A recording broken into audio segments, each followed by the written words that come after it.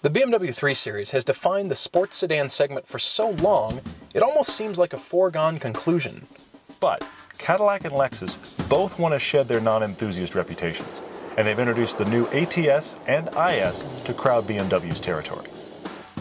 Can the F30 hang on to the sports sedan crown? Or will one of these upstarts steal the keys to the kingdom?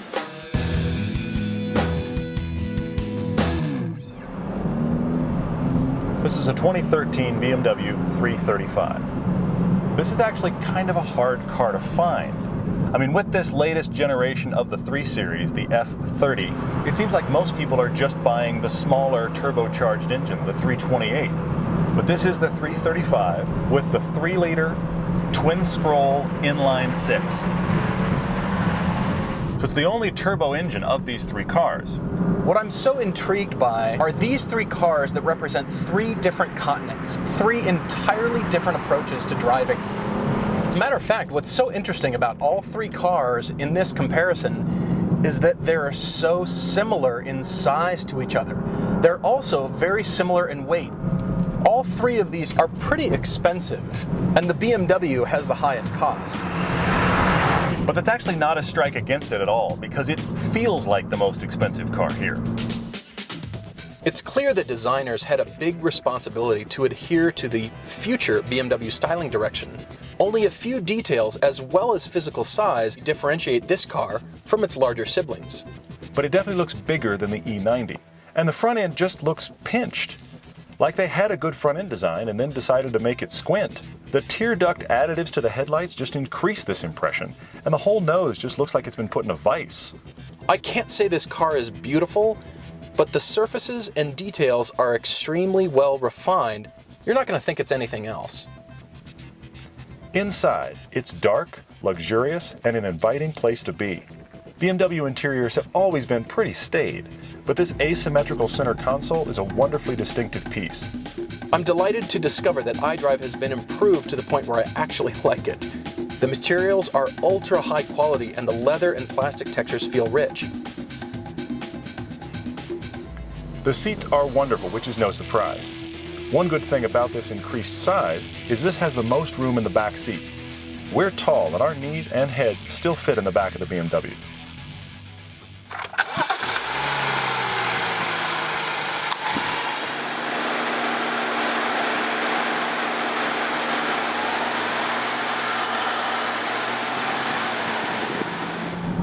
What's crazy is this F30 is 4 inches longer than the E90 and 6 inches longer than the E46. I understand that across the board, cars in every market segment are just growing in size.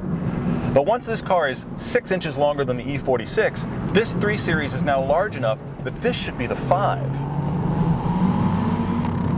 One area for me where this BMW wins hands down is the power. Unbelievable. This engine is the giant concert Marshall stack of power. What's absurd is that this BMW has the lowest horsepower rating of these 3 cars.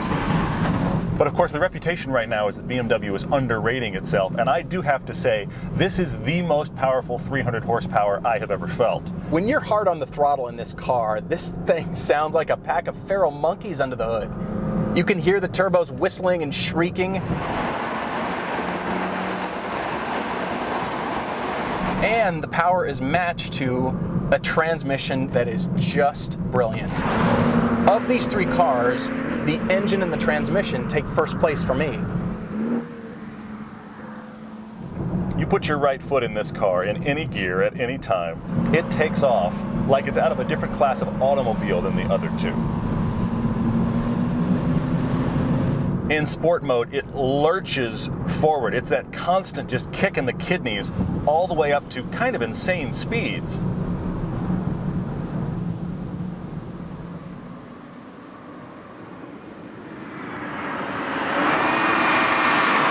The other thing this car has going for it are the brakes. Good initial feel, but they just get stronger and stronger. That sounds obvious, right? Here's the thing, the other cars are not like that. These brakes will pull your teeth out of your head.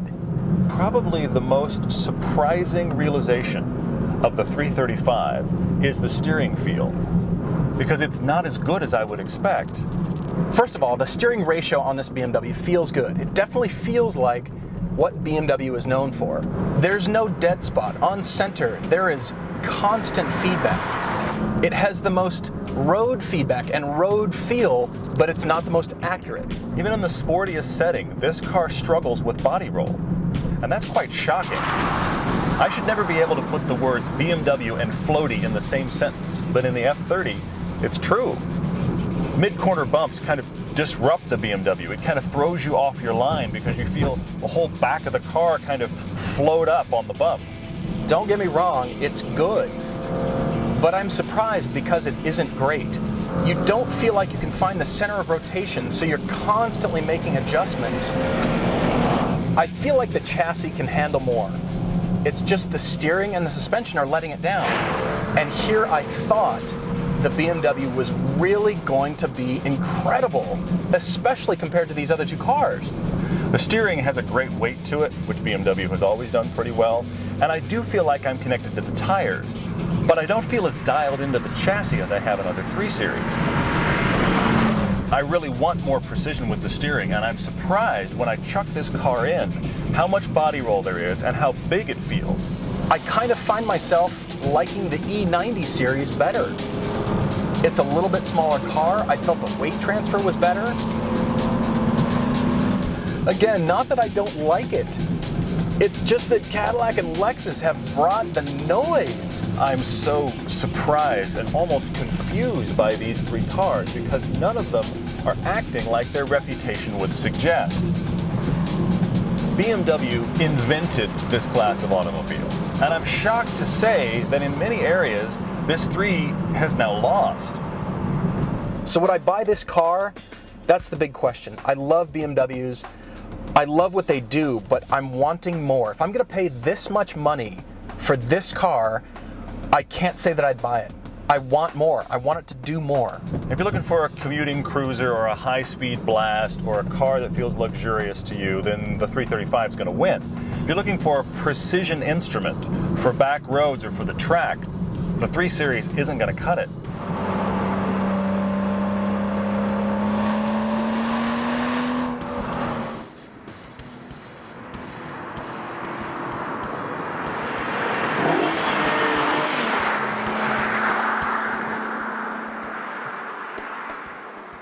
Three different interpretations. And they're almost identical in footprint. It's yeah, they shocking are. how similar and they are. stats too. Yeah, absolutely. But they're completely different.